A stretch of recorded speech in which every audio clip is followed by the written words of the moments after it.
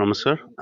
আমি যি 2026 চনৰ যি বিধানসভা নিৰ্বাচন, এই বিধানসভা নিৰ্বাচনত আমি UPPL দল হিচাপে আমি মানে নিজাববীয়াকৈ ছিংগল হিচাপে আমি এইবাৰ ইলেকশ্যনত অৱতীৰ্ণ হ'ম, নিৰ্বাচনত অৱতীৰ্ণ হ'ম।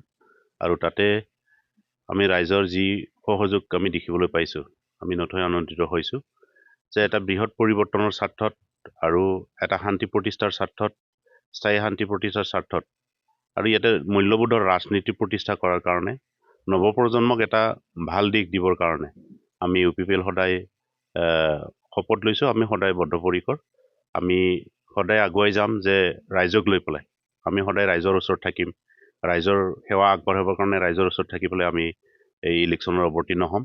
আমি দেখিবলৈ পাইছোঁ যে এইবেলি এই নিৰ্বাচনত আমাৰ যথেষ্ট ৰাইজে সঁহাৰি জনাইছে।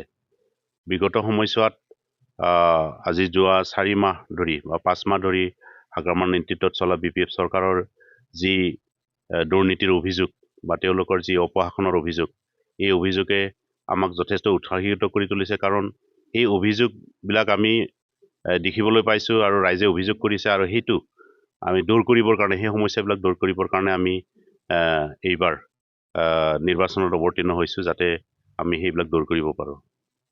কিমান আশাবাদী? আমি আমাৰ 15টা চিটত BTR অঞ্চলত আমি 15টা চিটতে আমি ইলেকশ্যনত প্ৰাৰ্থী দিয়া হ'ব, আৰু বাহিৰত আমাৰ BTR বাহিৰত 6টা চিটত প্ৰাৰ্থী দিব। 21টা চিটত আমি ইলেকশ্যন খেলিবৰ কাৰণে ৰেডি আছোঁ, আৰু ইয়াত 100% আশাবাদী যে আমি সফলতা লাভ কৰিম। যিটো দেখা গৈছে আমি সফলতা লাভ কৰিম। আজি হাগ্ৰামাৰ নেতৃত্বত আমাৰ ভেৰগাঁও যিটো পৰিষদীয় যিটো মানে এছেম্বলি সমষ্টি, এই ভেৰগাঁও এছেম্বলি সমষ্টিত মানে দুৰ্গাদাস বড়োক আমাৰ ইয়াত আহিব বুলি কৈছে BPFৰ ফালৰ পৰা। তাক আমাৰ এই অঞ্চলত কোনোদিন একচেপ্ট নকৰে, আৰু তেখেতৰ পুৰণা হিষ্টৰী, বহুত বেয়া হিষ্টৰী আছে। 83 আন্দোলনৰ সময়ত যিটো তেওঁৰ এটা বদনাম আছে, যি বদনামৰ কাৰণে বেংগলী সম্প্ৰদায়ৰ মানুহ কোনোদিন তেখেতক ভোট নিদিয়ে।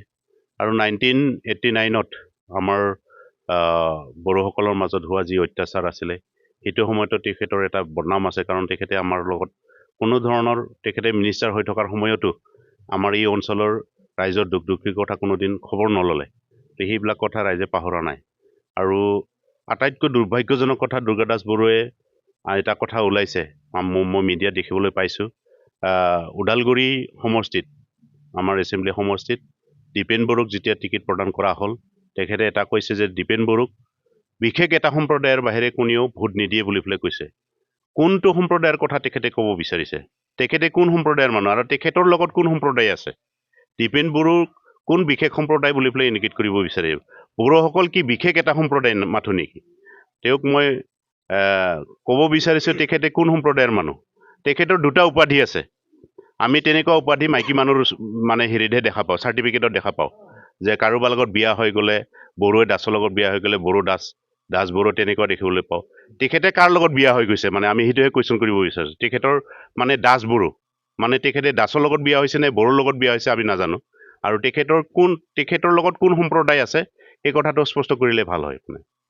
ইতিমধ্যে ভেৰগাঁও সমষ্টি হ'ল ST সমষ্টি, তেখেতে দাস বড়োৰ কাৰণে ভেৰগাঁও সমষ্টিৰ মানুহে ভোট নিদিব নেকি?